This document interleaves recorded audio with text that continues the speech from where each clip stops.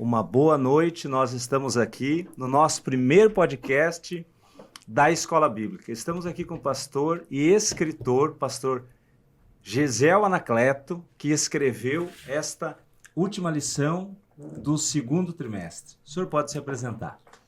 Boa noite a todos. Prazer muito grande estar aqui nessa oportunidade e privilégio muito grande poder ter escrito esse material para a igreja, né? Discorrer sobre uma temática tão importante para o século XXI, que é a questão da cosmovisão cristã. Ao longo dos últimos anos, eu venho estudado bastante sobre o assunto, desde o meu mestrado em teologia, alguns anos atrás, e depois, durante o doutorado em filosofia, eu pude aprofundar um pouquinho mais o conhecimento de algumas cosmovisões que, de algum modo, estão diretamente em confronto com a cosmovisão cristã. E a partir de 2021, 2022, eu comecei a aprofundar então minhas pesquisas nessa área e aí tive o privilégio, a convite do pastor Alexandre, de escrever esse material, compartilhar esse conhecimento com a igreja, que eu espero servir de bênção aí para o corpo de Cristo. Com certeza servirá. O senhor tem alguns outros livros já escritos também, é? Sim, eu tenho, na área de filosofia política, eu tenho um livro chamado Filosofia Política, tenho um livro de Sociologia Geral e da Religião, Sim. tenho um livro também escrito na área de Antropologia da Religião, a Filosofia, Cosmovisões Orientais, enfim. E também tem um livro publicado pela editora Dialética, que é sobre o cuidado de pessoas com doença de Alzheimer, e um livro também publicado pela editora Kalel, 10 coisas que você precisa saber antes de casar e depois de casado, que é um livro mais direcionado então para casais, né, e aqueles que pretendem casar também. Sim. O senhor tem um outro que o senhor vai fazer, além desse que o senhor fez agora, que o senhor comentou? Sim. O senhor tem um outro que o senhor também... Eu estou trabalhando em 2 projetos que estão me trazendo bastante trabalho. Sim. Que um é sobre o pecado e a partir de uma perspectiva existencialista. Sim. O modo como o pecado ele é um fator causador de angústia, né? E o que significa a angústia do ser humano? Enfim, ele trabalha a partir de uma perspectiva tanto teológica, quanto filosófica, quanto psicológica. E também um outro livro chamado O Homem Espiritual, que é um livro que eu trabalho confrontando diretamente os ídolos intelectuais da nossa era, principalmente o naturalismo científico, que hoje é a cosmovisão concorrente da cosmovisão cristã, com maior poder de influência sobre a formação do pensamento humano dos últimos anos. E quando a gente fala de naturalismo, que é uma preocupação muito grande que eu tenho, nós estamos falando de uma teoria filosófica, né? Sim. Que abrange todas as áreas do conhecimento humano, desde as ciências biológicas, a física, a química, as ciências humanas e sociais, o direito. Tipo, juntou tudo no Isso, naturalismo. né? Porque o naturalismo ele traz a ideia de que não existe nada além da natureza e das coisas relacionadas a ela.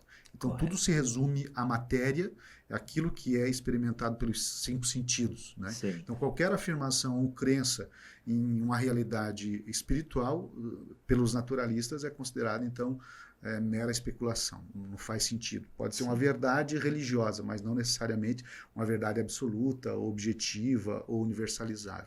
Então, eu tenho essa preocupação de trazer um contraponto dessa visão, né? A partir de uma perspectiva teológica e filosófica, demonstrar que o naturalismo científico ele não tem todas as respostas como Correto. se supõe. Não é a verdade. Não é, exatamente. Tenta se colocar como se fosse uma verdade, mas não é. Exatamente. Pastor Gesiel, por que escrever uma lição sobre cosmovisão? E como vocês chegaram, o senhor como escritor, junto com o pastor Alexandre, a um consenso para escrever? Nós vínhamos conversando, eu e ele, sobre cosmovisão cristã, algumas coisas relacionadas já a essa temática há um tempo. E aí, em 2022, ele me procurou e nós conversamos sobre a possibilidade de escrever um material. E aí, então nós acertamos e eu enviei para ele as temáticas das 3 lições. e ele achou que seria muito pertinente para a igreja da atualidade. E aí nós começamos a trabalhar, e durante pelo menos 2 meses e meio nós nos dedicamos para escrever esse material, que deu um pouco de trabalho, né? Porque são temáticas bastante complexas que dariam muito espaço para abordar, e a grande dificuldade é sintetizar essas ideias e tornar elas compreensível para aquelas pessoas que vão ler esse material. Sim. É evidente que esse material ele não é um exaustivo, né? Sim. É necessário você ter essa lição, as lições, né, como um ponto de partida para buscar, digamos, abranger ainda mais a pesquisa, para então trazer essas reflexões, esses ensinos para a igreja. Então, um professor da escola bíblica que vai trabalhar essa lição, evidentemente, por se tratar de uma lição que traz tanto discussões teológicas quanto alguns elementos da filosofia cristã, ele vai ter que buscar, né, um aprofundamento maior para trazer um ensino para a igreja. Porque o senhor tentou trazer nessas lições, nessas 13 lições, de uma forma sucinta, clara, para que o professor também tenha e consiga, de uma maneira prática, Exato. expor para os seus alunos ali naquele momento. Exato. Porque são temas que a igreja não pode fugir. Correto. Né? Então, são temas emergentes, precisam ser tratados, precisam ser abordados. E em algum momento nós temos que começar a discutir eles no seu nível mais profundo. Correto. Né? E nós, muitas vezes, nos desculpamos, porque a igreja ela tem outras preocupações, né? Enfim, não estou desmerecendo, né, outras temáticas que sejam pertinentes ao estudo da escola bíblica, mas eu acredito que o século XXI ele empurrou uma necessidade de nós repensarmos muitas coisas relacionadas ao evangelicalismo. Porque se nós olharmos, por exemplo, o Brasil ele começa um movimento de avivamento lá no início do século XX, né, com a chegada dos missionários Daniel Bergo Narvingre, e a pregação do evangelho ela era uma pregação simples, porque se você pega, por exemplo, as estatísticas de pessoas alfabetizadas, pessoas que tinham um ensino superior na década de 20 ou de 30 do século passado, é um número insignificante. Quase então, nulo. O conhecimento, a pregação do evangelho não exigia tanto conhecimento, e também a pregação do evangelho não tinha um caráter, a necessidade de um caráter apologético como é na atualidade. Por quê? A cosmovisão concorrente, basicamente, que os pentecostais tinham no século passado, era a Igreja Católica ou alguma outra igreja, digamos, que a gente diria histórica, né? Só que o século XXI, se você pega e compara as estatísticas, né, de alfabetização, de pessoas com ensino superior, a própria questão de publicações de livros no Brasil, a disseminação de algumas ideologias contrárias às Escrituras Sagradas, hoje em dia elas se disseminaram de uma forma muito intensa, tanto na forma escrita, quanto pelas mídias, né, seja televisão, internet, rádio. Enfim, proporção que alcança exatamente. Hoje. E aí nós temos esse desafio que o evangelho, a teologia, ela precisa responder às questões do seu tempo, ela precisa tratar das questões do seu tempo. Porque se nós não tratarmos disso, nós vamos ver, já existem algumas estatísticas que mostram que adolescentes e jovens, quando chegam em uma fase ou quando entram no ensino médio ou na universidade, um número muito elevado deles acaba se afastando da igreja, porque a igreja não trata das questões, digamos, que incomodam eles. Né? Que eles têm enfrentado lá na E escola. eu trouxe nessas lições questões que os nossos adolescentes e jovens estão enfrentando no dia a dia deles e os cristãos de uma maneira geral, né? E que a igreja precisa discutir isso e dar respostas, né? Então essa foi a minha preocupação quando eu escrevi esse material. Tipo, preparar eles para quando eles chegarem lá fora estarem preparados, ou pelo menos despertados, no caso, para que eles possam defender aquilo que eles acreditam. Exatamente. E não somente isso, mas se você olhar, por exemplo, vai ter uma discussão sobre a cosmovisão e o trabalho. Sim. Né? A cosmovisão e a política. Sim. A cosmovisão e a ciência. Então, de que modo que a cosmovisão cristã está relacionada com essas coisas que são comuns no nosso dia a dia. Né? Um exemplo disso, a cosmovisão e a política. Por que é importante eu me pautar nas crenças cristãs, bíblicas, correto, no momento que eu vou, seja desempenhar uma função política, tanto quanto escolher alguém para exercer uma função política. Eu preciso ser guiado por uma cosmovisão cristã nessas decisões. Né? Porque isso vai influenciar. Exatamente. Influencia a minha vida, influencia a vida das pessoas à minha volta, influencia o nosso país. Então, são questões determinantes sobre como eu, como cristão, devo fazer as minhas escolhas. Sim. Uma outra coisa. Qual a diferença entre cosmovisão e a cosmovisão cristã? Que as pessoas têm essa dúvida. Bem, quando nós falamos de cosmovisão, o primeiro pensador a usar o termo cosmovisão foi Immanuel Kant, num livro chamado A Crítica do Juízo. Sim. Nesse livro, ele trata de como você faz o julgamento estético. Né? E ele usa a palavra Weltanschauung, que quer dizer visão de mundo. Então, a cosmovisão é uma visão de mundo. Mas o que constitui essa visão de mundo? O que faz com que eu perceba o mundo?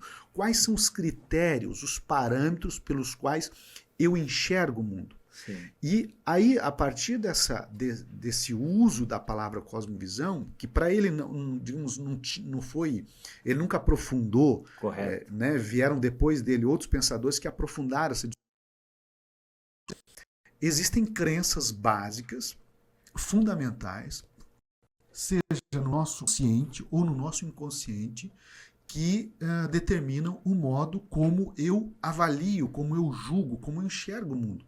Sim. Ou seja, são perspectivas diferentes. Então, quando você, por exemplo, fala de cosmovisão, você fala, por exemplo, de uma cosmovisão da sociedade japonesa. Né?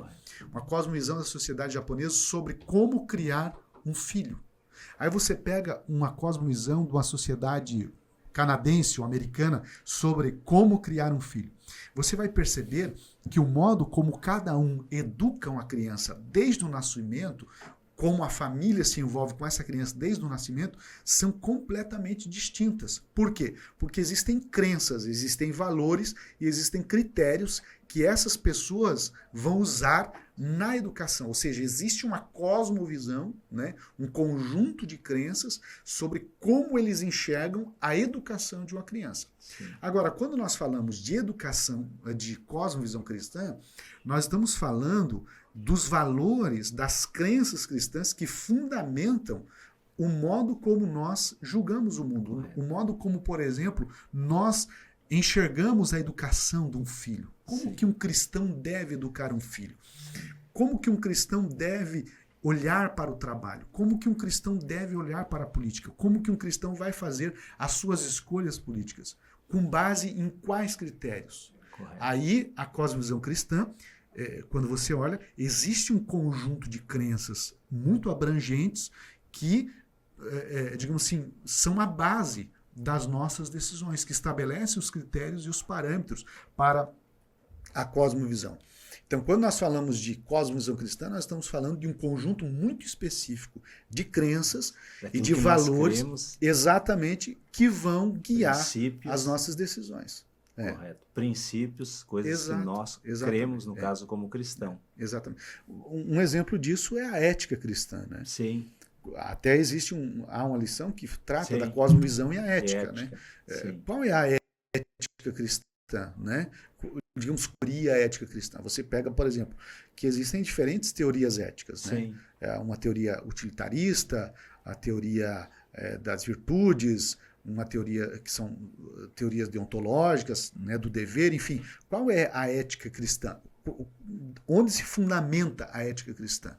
A gente vai perceber que a ética cristã ela é muito específica. Correto. Em algumas questões, por exemplo, quando se trata de aborto, quando se trata de porte de arma, e uma série de outras coisas.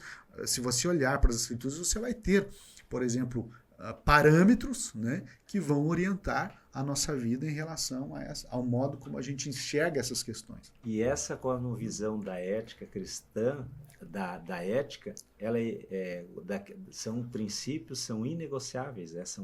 É algo inegociável que nós, cristãos, dentro daquilo que nós temos as Sagradas Escrituras, nós não podemos negociar jamais. Exato, porque assim, ó, e aí é que está o problema, por exemplo, uma cosmovisão naturalista.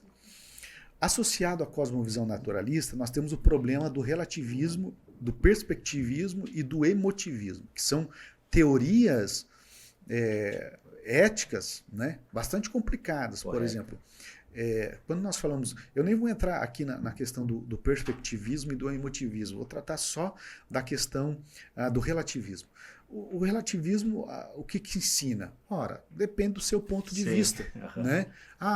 Existe certo e errado, existe bom ou mal, existe justo ou injusto. Não, depende do ponto de vista. Ou seja, a ausência de critérios objetivos ou de uma verdade absoluta ou de um princípio universalizável que estabeleça, não, isso aqui é certo, isso aqui é errado. Então, a ética cristã ou a cosmovisão cristã, ela parte do seguinte princípio: existe uma verdade absoluta. Correto. Nós temos que buscar essa verdade absoluta e a partir dela nós vamos nos pautar. Então, aí é que entra o ponto de que nós temos alguns valores que são baseados nessa verdade absoluta e, portanto, são valores inegociáveis. Né? Então é aí que você começa a perceber essa diferença de perspectivas, né, e de cosmovisões. E o senhor, como professor, estudando no meio de jovens, no meio de pessoas que nem todos são cristãos, que nem todos têm essa cosmovisão cristã, como é lá dentro de uma universidade? Bem, aí é que entra uma questão importante, porque às vezes eles acham que o professor cristão tem que ir para a sala de aula, né, fazer um culto. É porque o outro lado, muitas vezes, vai lá e doutrina. Exato. E aí, muitas vezes, a gente pensa... Eu acho que o grande diferencial do professor cristão é fazer a ciência, né, de modo objetivo, de modo sério, usando critérios científicos válidos, né? E, evidentemente, que um professor cristão ele não vai separar a vida dele entre vida secular e vida, né, entre o sagrado e o secular. A vida de um professor cristão ela é sagrada em todos os lugares que ele tiver. Mas ele vai fazer a ciência de modo que ele use a razão, use a lógica, use os critérios objetivos para fazer ciência. E aí é que eu faço sempre uma distinção entre a ciência e a ciência naturalista.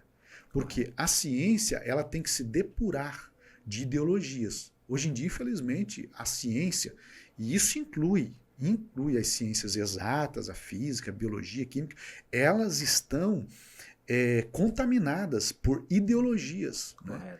Por cosmovisões particularistas. O cientista muitas vezes ele não é capaz de se despir muitas vezes das suas ideologias políticas, né? Até mesmo religiosas ou pseudo religiosas, enfim, para fazer ciência. Então eu vejo que esse é um grande diferencial, né, de um cientista cristão, é ele fazer ciência de modo que o trabalho dele contribua para o desenvolvimento da sociedade, da humanidade, sem haver a necessidade dele negar os princípios. Eu vou usar um exemplo do livro que eu escrevi sobre a doença de Alzheimer, o cuidado de pessoas com doença de Alzheimer. esse é um trabalho filosófico, né? Usa critérios filosóficos, há teorias filosóficas, digamos, que foram construídas ao longo do tempo. Eu me guiei a partir delas, mas a pessoa que lê o livro percebe que há um direcionamento científico e objetivo, né? Evitando qualquer ideologia. Então, eu acho que esse é o grande diferencial. Sem um viés ideológico. Exatamente. Ali. Por exemplo, um advogado ele tem que fazer a interpretação da lei. Correto. Né? Sem deixar que as ideologias dele falem mais alto do que a lei. Sim. Então, um juiz cristão, o que ele vai fazer? Ele vai interpretar a lei de maneira justa, usando os critérios hermenêuticos que ele possui para fazer aquilo ali. Hoje em dia, qual é o grande problema hoje em dia que nós vivemos no Brasil?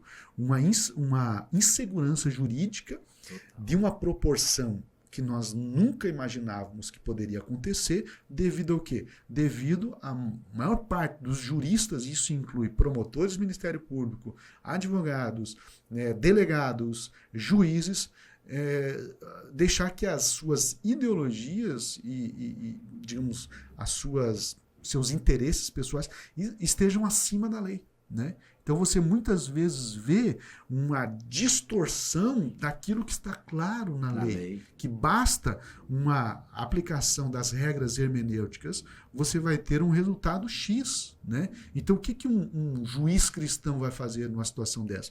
Ele vai olhar para a lei e vai interpretar a lei de modo justo, usando as ferramentas hermenêuticas que ele possui, né? A partir, evidentemente, de uma cosmovisão cristã que prega que existe o certo e errado, existe o bom e o ruim, e o cristão deve fazer aquilo que é certo, deve fazer aquilo que é justo. Né? Então, esse é a grande questão. E é o grande desafio, né, do professor na academia hoje, ele fazer ciência, né, não negar a sua fé, mas também, digamos assim, não incorrer no erro de muitas vezes deixar a ciência de lado e usar aquele espaço que é para fazer ciência, muitas vezes de modo equivocado. Correto. Né?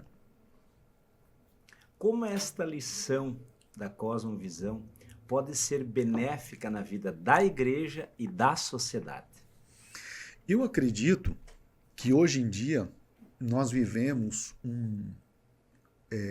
uma sociedade onde a verdade, ela, como conceito absoluto, ela não me parece que ela não está mais tendo lugar. Cada pessoa tem a sua verdade. E há uma distorção nos valores, né? Em todos os segmentos, e eu diria assim, valores que são fundamentais para a sobrevivência da nossa sociedade. Por que eu digo isso? Porque quando você relativiza a verdade, quando você não tem parâmetros ou critérios absolutos de julgamento, de comportamento, você cria uma sociedade onde tudo é válido, né? É mais do que uma sociedade hedonista, é uma sociedade, eu diria que meio que selvagem, ou seja, tudo é válido, né? Desde que você seja feliz, desde que você esteja bem, desde que você se realize. E quando nós falamos de uma cosmovisão cristã, nós estamos dizendo para a sociedade, olha, por mais que exista uma relativização da verdade, dos valores, correto, nós acreditamos que existem valores que não são relativizados. Sim. Existem princípios, existem crenças que não são relativizadas. Sim. Vamos usar um exemplo. Nós acreditamos que Jesus Cristo, né, nasceu, morreu e ressuscitou para a salvação da humanidade, e sem ele não há salvação para o ser humano. O ser humano pode buscar em qualquer lugar, mas só em Cristo há salvação. Né? Então essa é uma verdade que nós cremos como absoluta. E ela é inegociável. E aí existe um detalhe, que essa verdade ela tem transformado vidas ao longo dos anos, ela tem transformado famílias, ela tem transformado sociedades, né? E para melhor. Correto. É evidente que você encontra na história distorções, lobo vestido de ovelha, mercenários que usaram a palavra do evangelho para ganhos próprios, para lucros pessoais, né? Nós não ignoramos esses fatos, mas a igreja ela caminha neste mundo se pautando por verdades absolutas, né?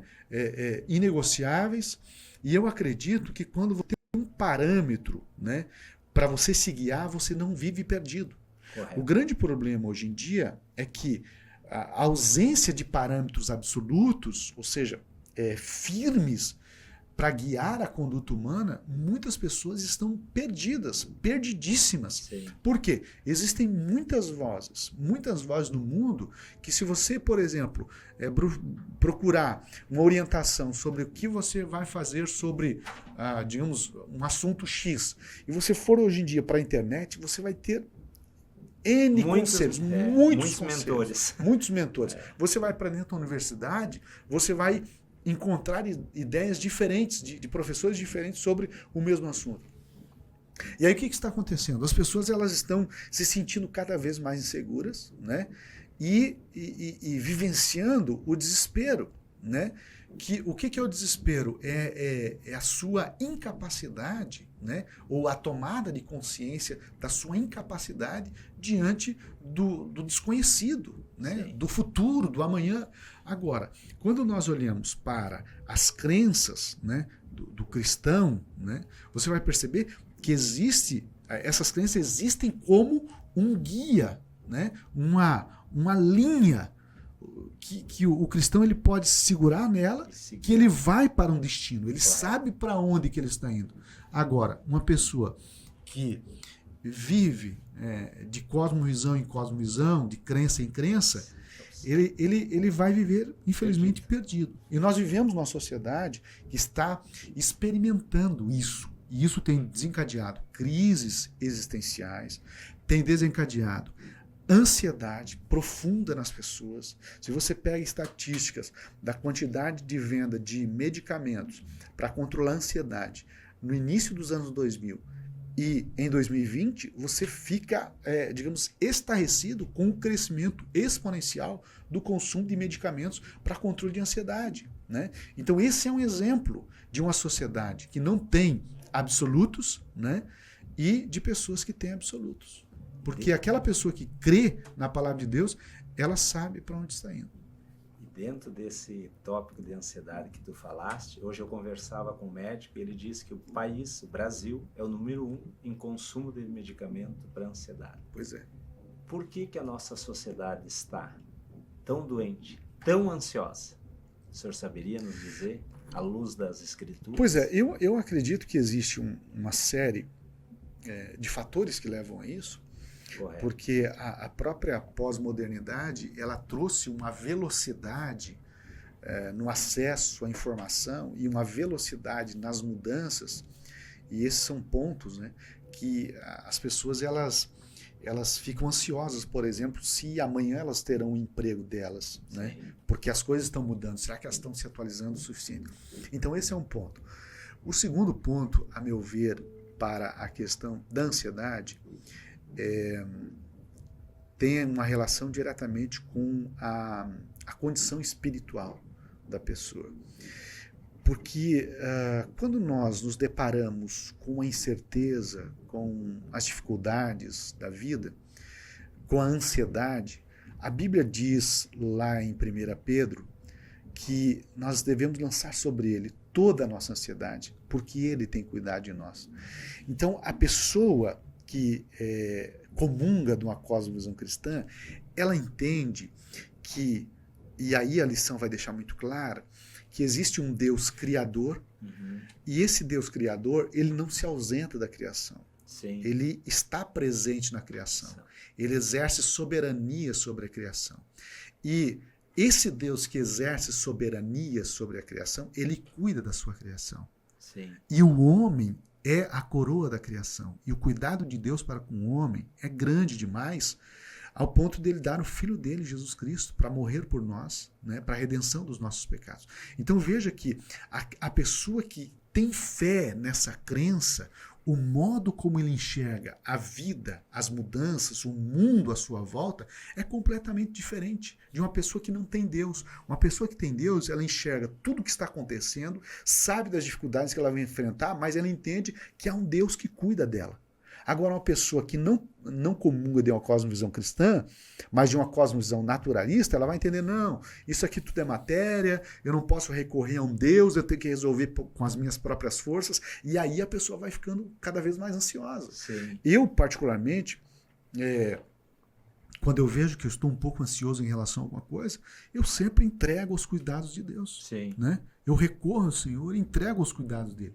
Então veja como uma cosmovisão, né, ela faz toda a diferença quando você tem que lidar com problemas diários e problemas reais na sua vida. Né? Você olha essas situações a partir de uma perspectiva completamente diferente, de um Deus cuidadoso Correto. para com a sua criação. E a confiança que nós temos nesse Deus, de descansar nele, nós não estamos imunes, mas com ele com certeza nós vamos passar por essas adversidades, dificuldades, mas nós sabemos do cuidado que ele tem conosco. Né? O Philip Yancey, ele usa uma frase muito interessante, que ele diz que nós temos na vida duas opções quanto ao sofrimento. Sofrer com Cristo ou sofrer sem Cristo. Né? Então, o sofrimento é inerente da nossa condição. Sim. É resultado da queda de Adão. Né? O pecado de Adão, infelizmente, introduziu a questão do sofrimento, seja o sofrimento natural, seja o sofrimento moral, ele entrou no mundo. A partir dessa entrada do pecado e o sofrimento junto com ele, todos irão sofrer em alguma medida, em algum grau. Né? A grande diferença é que aqueles que confiam em Deus vão buscar amparo em Deus. Agora, aqueles que não têm Deus vão buscar amparo em alguma outra coisa. Né? Às vezes na bebida, às vezes nas drogas, enfim. E alguns deles, infelizmente, acabam por tirar a própria vida. Né? Então, quando nós olhamos para o sofrimento a partir de uma perspectiva, de uma cosmovisão cristã, a gente entende que ele é inerente à existência, sim, mas Deus está conosco e faz-nos vencedor.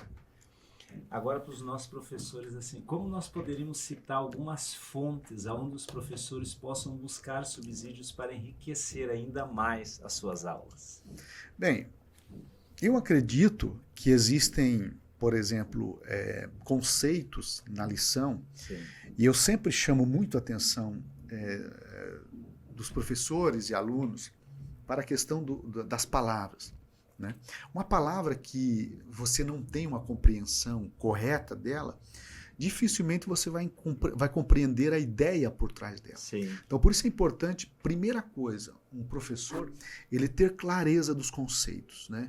O que é o naturalismo, o que é uma cosmovisão, o que é ciência. Se ele tem clareza desses conceitos, ele consegue compreender as ideias. Né? Que está sendo exatamente. Então, acho que o primeiro momento é ter um bom dicionário. Né? E a internet, hoje em dia, você consegue... Né? É uma ferramenta que nós devemos usar ela e muito, né, para o bem. Então, esse é o primeiro ponto. O segundo ponto, eu acho que existem materiais publicados já no Brasil, né, livros, o próprio livro do pastor Heber Campos, que muito trata bom. Ali Amando Deus no Mundo, né, que é um livro que eu cito bastante, sim, e outros livros de introdução à cosmovisão cristã, que são livros bem acessíveis. Enfim, eu acredito que esses livros, eles não são muito caros, e eles são livros que se constituem uma fonte de consulta muito importante. E hoje em dia também nós encontramos muitos materiais bons também no YouTube, professores muito bons que tratam de alguns assuntos da lição. Então, eu acredito que as fontes de pesquisa nós temos muitas fontes. Eu, como professor, me preparar, buscar para que eu possa ministrar uma excelente aula. Exatamente. E aí é que entra... Eu não posso chegar no dia da aula, ir lá e ler a lição. Não. Eu tenho que me preparar antes. E diante disso, assim, poderia nos falar assim, quanto tempo eu tenho que me preparar, já que o senhor é um mestre, além nas nossas escolas bíblicas, numa universidade que o senhor dá, para ministrar uma aula com pleno domínio, plena tranquilidade, que o meu aluno vai entender, vai captar aquela mensagem. Existe um tempo mínimo que eu tenho que estudar? Não. O que o senhor me diz sobre isso? Eu sei que é muito particular, mas é uma dúvida que muitos têm. Sim. Eu acredito assim, ó, é inconcebível que um professor de escola bíblica deixe para ler a lição tipo, no sábado ou um dia antes dele ministrar. Né? Por quê? Porque o conteúdo de uma lição, eu, por exemplo, quando eu vou ministrar uma lição, geralmente se eu vou ministrar no domingo, eu pego ela na segunda-feira. Né? Aí eu dou uma lida, às vezes até antes. E aí eu começo já, na minha cabeça, né, pensar sobre os tópicos. Porque o que as pessoas têm que entender em relação à lição de escola bíblica é que ela é o ponto de partida, ela é a base. Você pode explorar, né, mais conteúdos, você pode aprofundar. Né? Agora, pegar uma lição de escola bíblica e ficar lendo, né, eu acho que é querer dizer para os alunos, olha, não volte na próxima aula. Né? Porque o professor, ele precisa, evidentemente que ele pode ler a lição, explicar ela, mas ele precisa conhecer do assunto. Né? E uma lição, aí vai depender, às vezes, da área de formação do professor, qual lição que está sendo tratada, e aí vai depender, muitas vezes ele vai precisar de mais tempo para preparar essa lição, às vezes menos tempo. Né? Então, eu dependendo da lição, talvez juntando todas as horas, umas 5, 6 horas de estudo, às vezes mais, às vezes menos, né? Mas no mínimo exatamente. Ter esse tempo para te poder apresentar com qualidade. Exatamente, porque muitas vezes você lê uma leitura bíblica ali no início da lição, correto, e aí você às vezes precisa ir para um comentário, né, pesquisar. Já desde ali, exatamente qual contexto que foi trabalhado isso ali, né? E aí você começa então a ter uma noção. E aí uma coisa vai levando a outra, né? Sim. E aí tem um outro ponto importante é que nós também temos que cuidar para não ser muito prolixo, ou seja, começar num assunto e desembocar lá em outro. A gente pode abordar um assunto desde que ele esteja relacionado, né? Eu às vezes eu olho, é 1 hora de escola bíblica e eu confesso que existem lições que para mim 1 hora é como se fosse talvez 10 minutos, porque a quantidade de coisas que se pode explorar naquilo ali é muito grande, né? Então, mas a gente tem que tomar cuidado às vezes para não se estender muito e não começar falando de uma coisa e terminar em outra. Terminar em outra, porque tem lugares, no caso, que tu tem essa 1 hora para você pegar e ministrar, tem lugares que tu tem essa 1h30, que eu acredito que 1h30 é o suficiente, no caso, mas em muitas situações a 1 hora realmente tu não consegue, porque tu tem que ser muito sucinto, porque às vezes, e o teu aluno também vai com dúvidas que tu tem que sanar, que tu tem que tirar, e tem as intervenções, tudo mais, dentro do momento ali que tu estás ministrando, tudo mais, dando aula, eles vão sanar as dúvidas que eles estão ali para aprender. E eu acho assim também que o professor, quando ele vai estudar a lição, ele tem que ir com a mente aberta para aprender. Sim. Porque o Epiteto ele sempre dizia que quando ensinamos, nós aprendemos. Correto.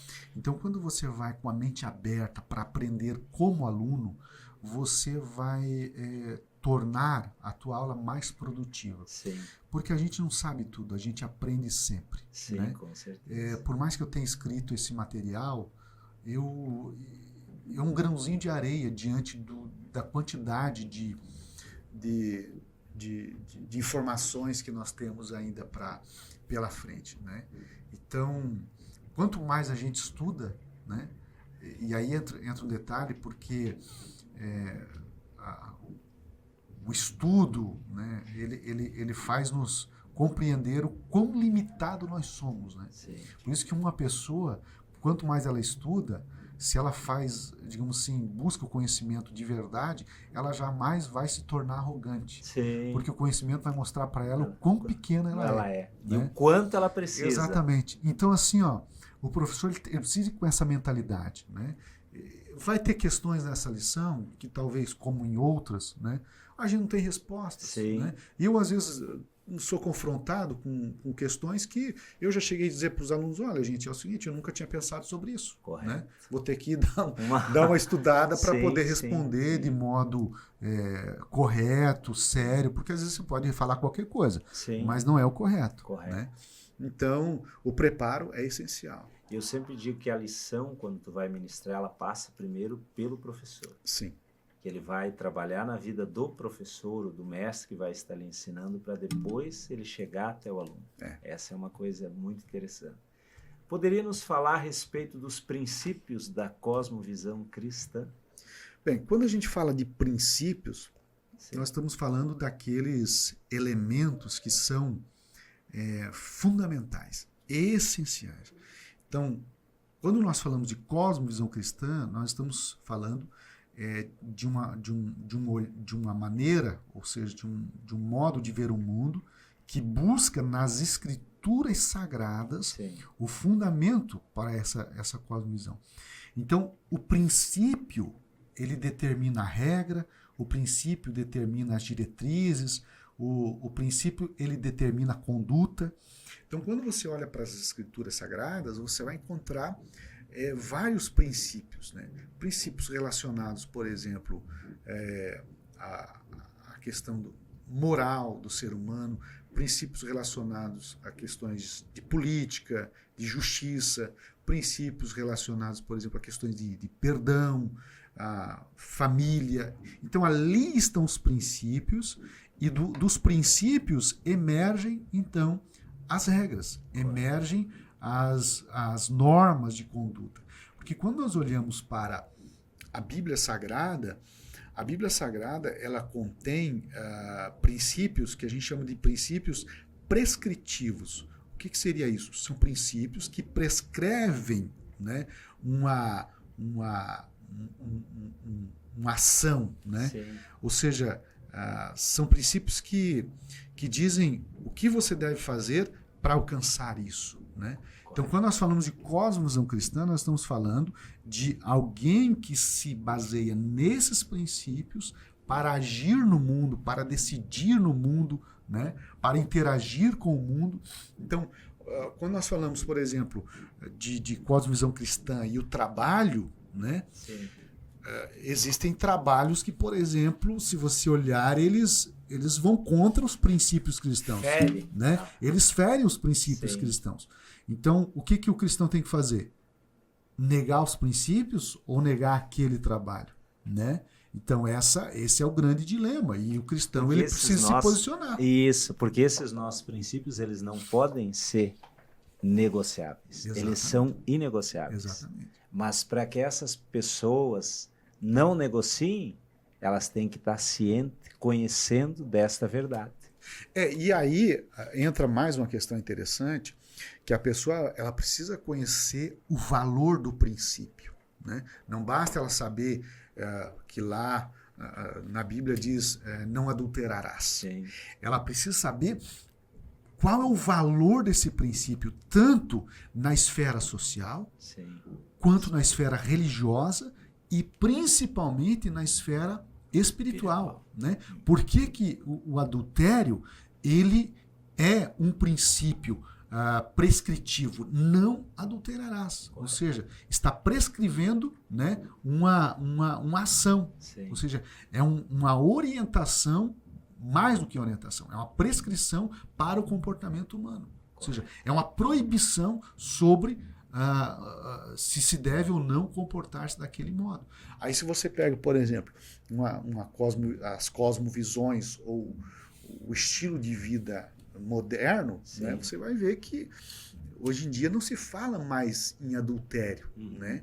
Se fala em relacionamento aberto e dão outros nomes para aquilo que a Bíblia proíbe e chama isso de pecado. Tipo, né? Mascaram o pecado. Exatamente. Então a cosmovisão cristã ela tem princípios muito claros, estabelecidos, e nós somos guiados por esses princípios. Né? Então, o princípio não adulterarás, ele se aplica à vida de qualquer pessoa. Né? Só que, infelizmente, alguns não pautam a sua conduta nesse princípio. E aí, evidentemente, que vem os resultados, os frutos, as consequências daquilo ali. Exatamente.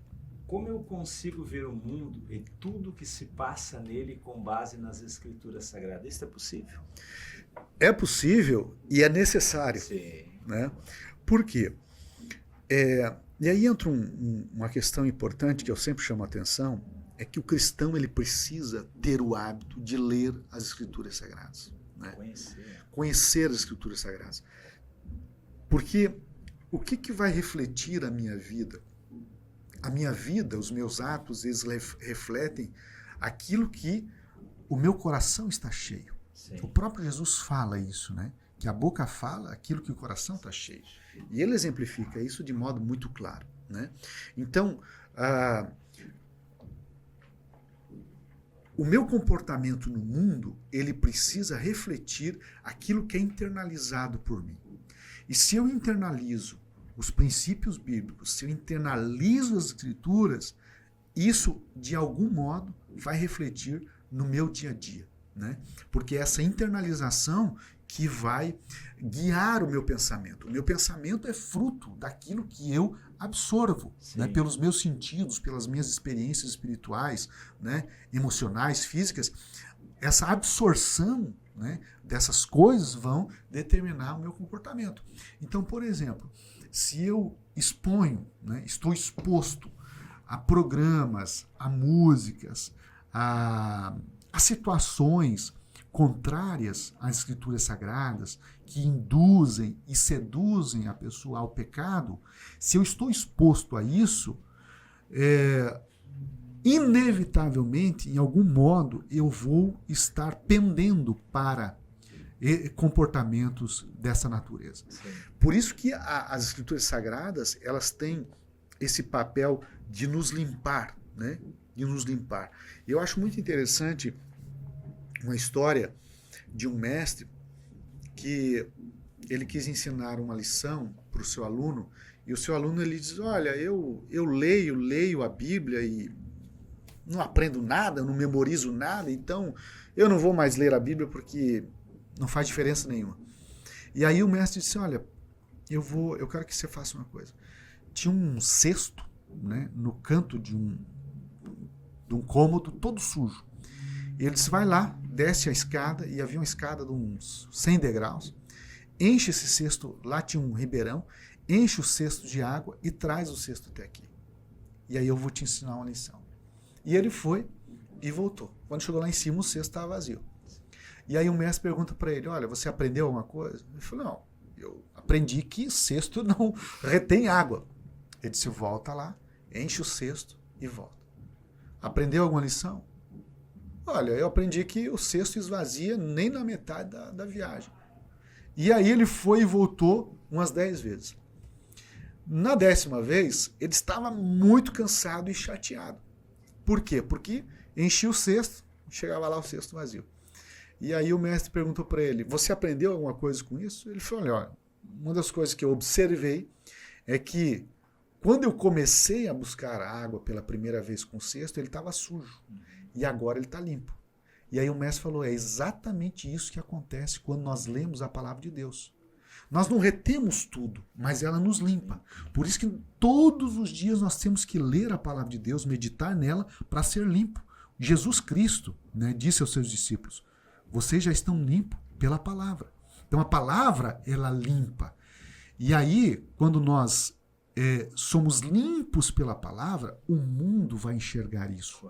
Porque o que é a santidade? A santidade é o limpo, né? Estar no meio da sujeira, mas permanecer limpo. Por quê? Porque ele é limpo.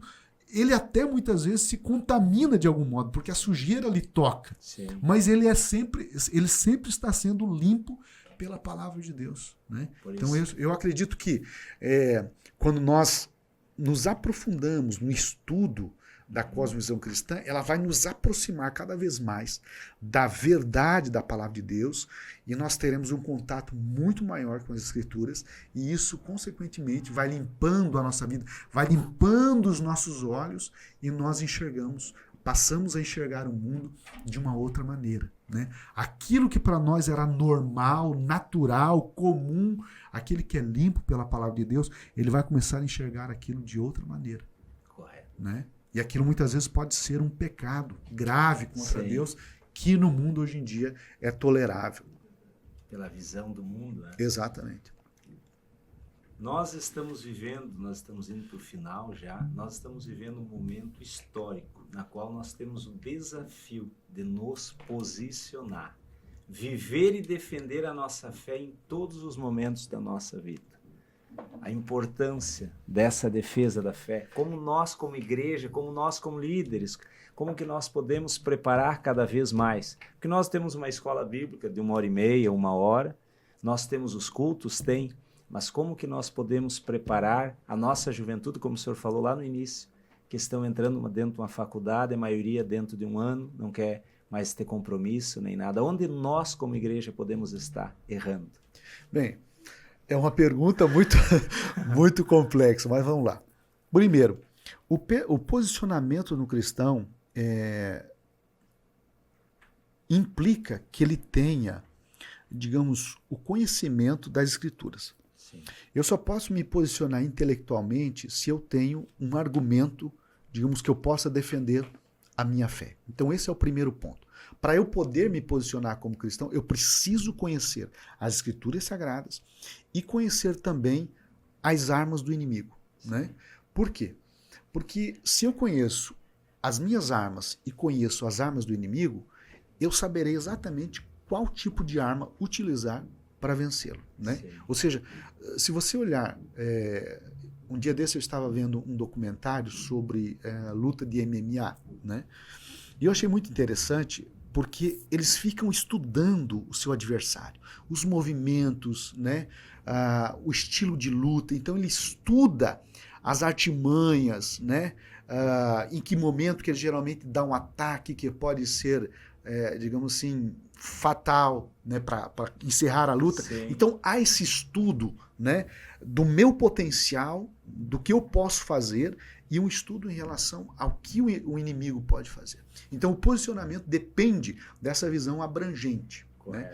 Esse é o primeiro ponto. E para eu ter um posicionamento, não é uma coisa que cai do céu na minha cabeça. Né? Ele exige esforço. Eu, por exemplo, estudo com muita frequência, estou lendo com muita frequência, anotando, para eu, como professor, poder me posicionar quando necessário. Né? Há situações, por exemplo, uma vez eu estava participando de um evento sobre intolerância religiosa, e a pessoa ela veio com argumentos muito do senso comum, e eu fui obrigado a refutá-la naquela ocasião com argumentos lógicos, né? Com dados estatísticos. E aí é que entra a importância de um cristão ele ter esse conhecimento, às vezes de sociologia, de antropologia, da psicologia, para ele se posicionar nessas frentes, para atender pessoas nessas frentes e dar uma orientação a elas. Então, o posicionamento implica na necessidade de nós termos conhecimento das Escrituras e um conhecimento, não um conhecimento simplório, mas um conhecimento abrangente, porque é o que a nossa sociedade exige de nós hoje. Né? Não há espaço para nós deixarmos para amanhã, para nos aprofundarmos nas Escrituras. Nós precisamos tirar, principalmente, aí eu chamo a atenção das lideranças, dos professores de escola bíblica, eles precisam tirar um tempo todos os dias para ler um bom livro, para estudar a Bíblia Sagrada, né? Eles precisam se dedicar a isso para ter respostas para a nossa geração. Né? Porque não basta hoje em dia você dizer, não, isso é pecado. Essa geração ela quer uma resposta, digamos assim, mais robusta. Sim. E nós temos esse desafio diante de nós. Não podemos ignorar isso. Uma certa vez eu estava dando uma escola bíblica e aí eu levei assim, acho que foi Deus que me direcionou naquele dia, e o jovem ele veio para a igreja com várias dúvidas. Ele tinha começado a faculdade naquele ano e ele tinha muitas dúvidas. E ele chegou em casa, filho de obreiro, e ele perguntou para o pai dele. O pai disse, meu filho, isso aí é até uma blasfêmia você pensar uma coisa dessa. Eu não me recordo exatamente qual foi a dúvida que ele colocou. Sim. E aí ele pontuou. E eu disse para ele, olha, eu vou te responder isso a partir de 4 perspectivas. A primeira, sociológica, filosófica, antropológica e teológica. E vou provar para você por que a perspectiva teológica é a mais coerente com a razão, com a lógica e também com a questão religiosa. E eu respondi para ele. E ele me procurou e disse assim, professor, eu hoje a minha vida mudou, porque eu entendi que eu posso ter respostas para as questões mais profundas a partir de uma perspectiva religiosa, teológica, que basta eu procurar no lugar certo, eu vou ter as respostas. Então, eu acredito que assim, nós temos um desafio enorme. Por quê? Os nossos jovens e adolescentes, quando vêm à escola bíblica, é 1 hora, 1h20, 1h30 de ensino. Eles passam, pelo menos, talvez umas 18, 20 horas numa sala de aula durante a semana. Então veja que nós estamos proporcionalmente em desvantagem pelo grande tempo que eles passam, às vezes com um professor de história, né, que refuta as escrituras, que muitas vezes vem com um argumento contrário ao cristianismo. Eu nunca vou esquecer, eu estava uma vez, quando eu fiz faculdade de História, um professor ele começou a falar porque o cristianismo matou milhares de pessoas durante a Inquisição, porque o cristianismo perseguiu e coisa e tal e tal. Eu falei, professor, eu acho que você deve ter alguma incompreensão conceitual aí. Como assim? Eu disse, porque o professor não faz distinção entre cristianismo e catolicismo. Por quê? Porque a Inquisição foi uma reação da Igreja Católica, né, contra aqueles que questionavam o poder do clero. Então, o professor tem que entender que a Inquisição é obra do catolicismo, porque o próprio catolicismo, eles matavam quem? Eles matavam cristãos, que eles consideravam hereges.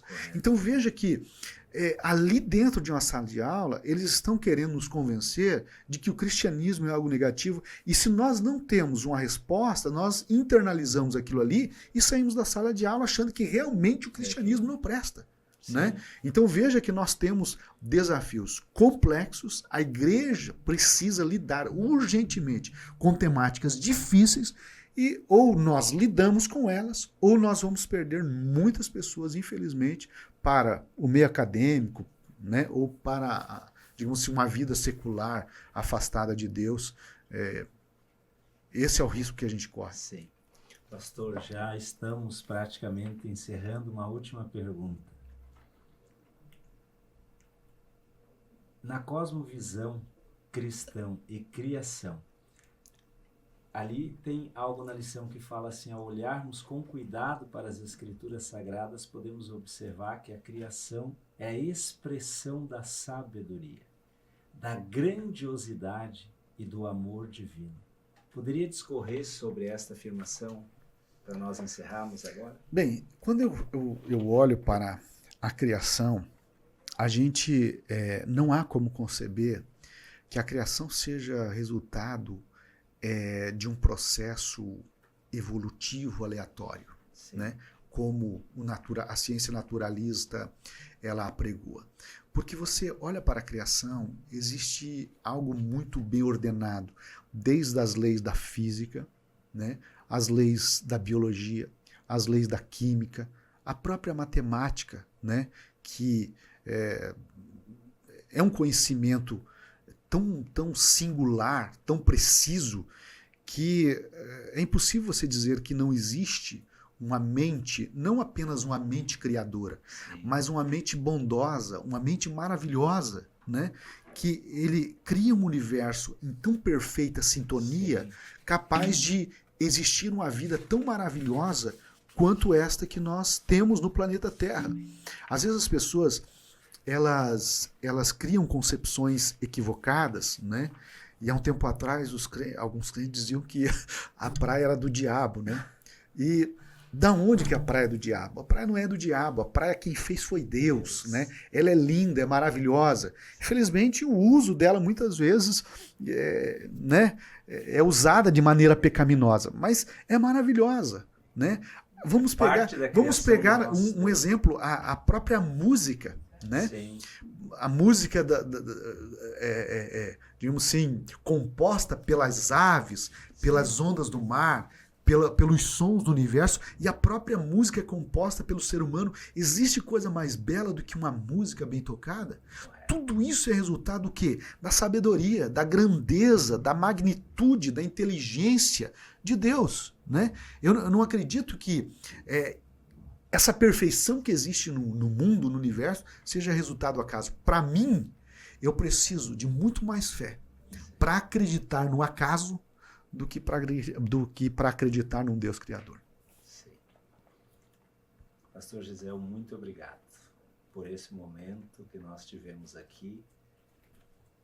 Esse é o primeiro podcast que nós estamos fazendo. Nós vamos chamar o senhor novamente, porque foi muito bom esse momento de nós esclarecermos Isso.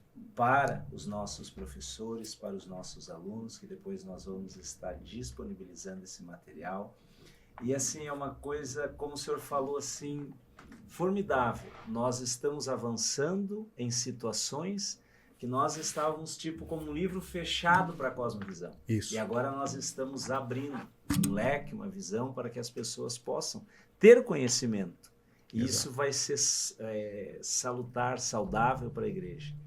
Nosso muito obrigado pelo seu tempo, muito obrigado por o senhor ter escrevido esse material. Ontem, hoje eu comecei a ler o material, gostei muito.